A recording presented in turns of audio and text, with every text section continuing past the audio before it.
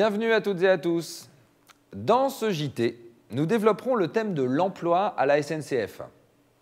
La direction de l'entreprise se livre régulièrement à des exercices de communication sur les recrutements réalisés ou prévus pour masquer la réalité. En effet, lorsque l'on regarde les chiffres, la direction de la SNCF a procédé à un véritable plan de licenciement ces derniers temps, en supprimant des milliers d'emplois.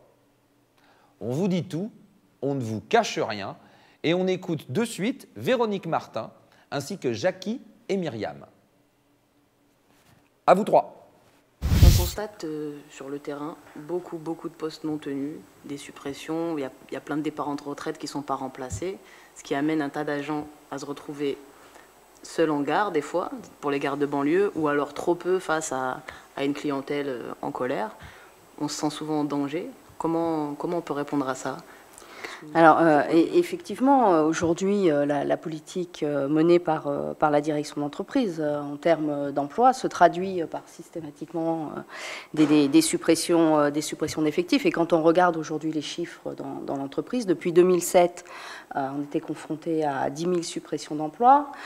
Si on regarde depuis une période plus proche de nous, depuis les dernières élections professionnelles du mois de mars 2011, il y a eu 4 700 suppressions d'emplois dans l'entreprise, dont 2453 prévus sur l'année 2014. Donc automatiquement, ça a une conséquence sur le terrain pour les cheminots, ça a une conséquence des postes non tenus, effectivement ce que tu disais, des gares fermées, dans les trains, des équipements de train qui ne sont pas respectés, créant un sentiment d'insécurité, des gares qui se trouvent fermées et effectivement aussi pour les usagers, un sentiment d'insécurité qui grandit.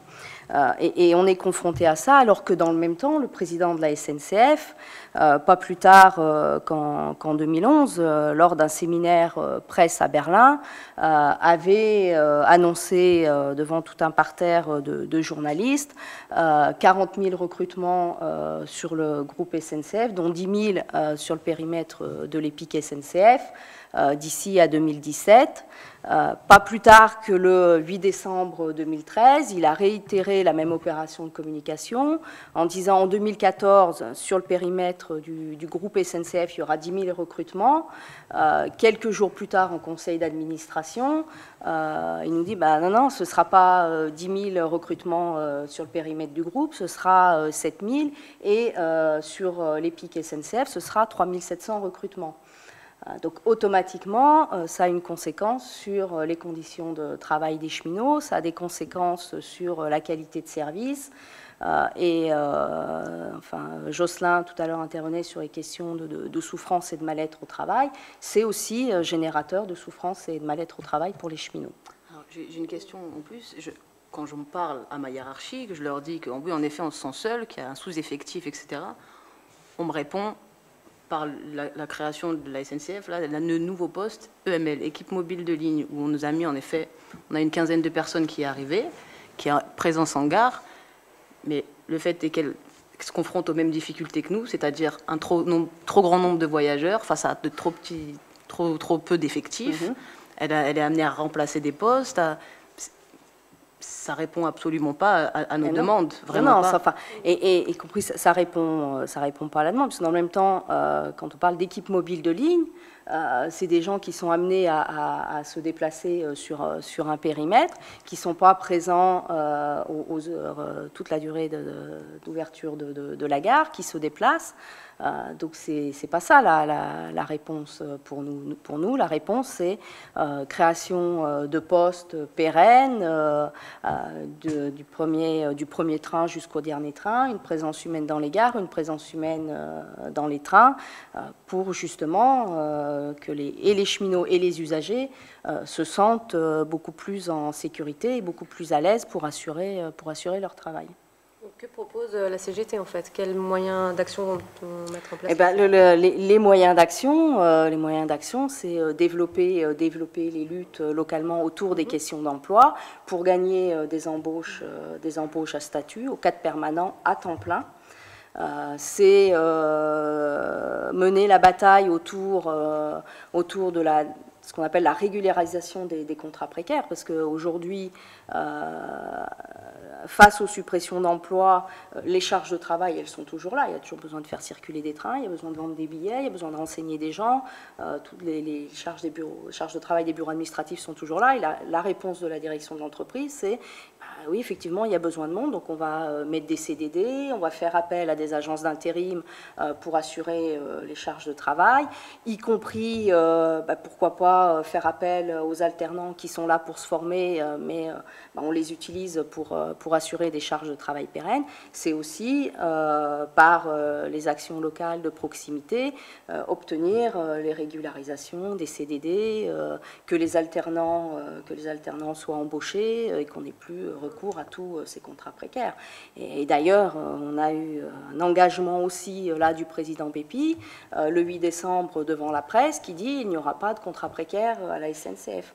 Or, quand on regarde les chiffres, on a plus de 15 000 CDD par an, on a un recours à l'intérim qui explose d'année en année, et un recours à l'intérim, notamment dans les métiers liés à la sécurité du ferroviaire et notamment à l'équipement.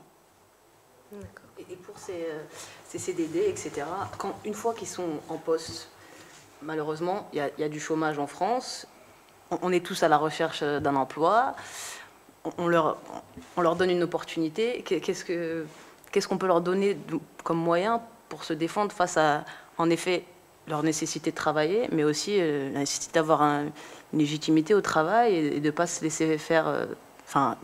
ne pas avoir à faire tout ce qu'il y a à faire, tout et n'importe quoi. Oui, qu'est-ce qu'on peut leur conseiller?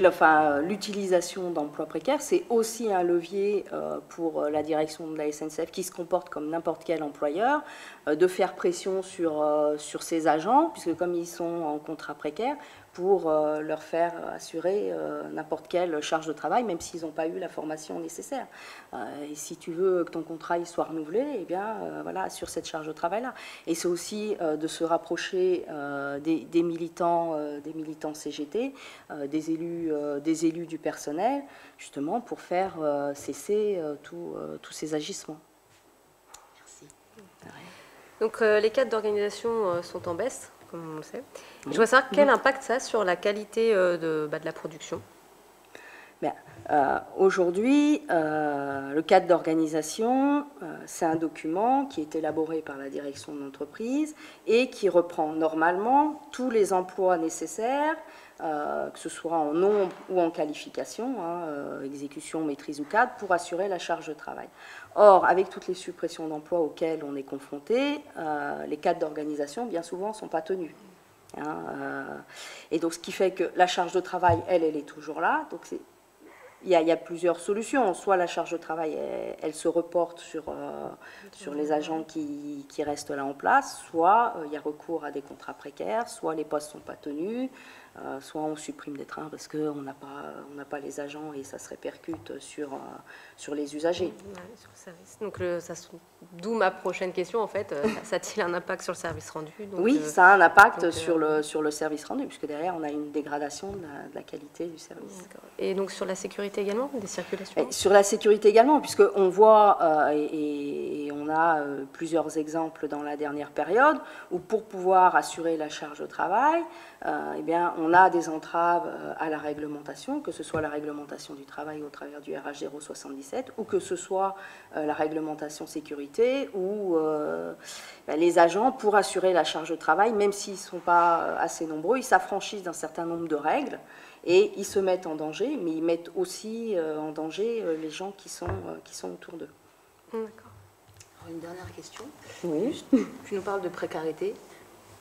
Moi, c'est vrai que dans certains cas, oui, je me sens des fois sur un poste précaire, mais mon patron m'affirme le contraire. On me dit que ça n'existe pas à la SNCF. Où commence la précarité alors? Alors là, à quel moment on commence à dire où il y a un problème au travail, les conditions sont pas là, quoi. À partir du moment où tu constates que toutes les conditions ne sont pas remplies pour que tu assures ton travail dans les meilleures conditions possibles, que ce soit pour ta sécurité à toi ou pour la sécurité des gens qui t'entourent, que ce soit tes collègues de travail ou les usagers, tu es tout à fait en droit de dire, moi, mes conditions de sécurité ne seront pas remplies, je stoppe le travail. C'est ce qu'on appelle le droit de retrait. C'est un droit qui est offert aux salariés. Merci. Il paraît que la CGT signe jamais d'accord. Il paraît. Il paraîtrait. Il paraît. Pourquoi est-ce qu'ils sont si peu connus, justement? Alors déjà, la CGT ne signe pas, enfin signe des accords. On en a signé quelques-uns dans la dernière période. On a signé après un certain nombre de mois de négociations l'accord sur la formation professionnelle,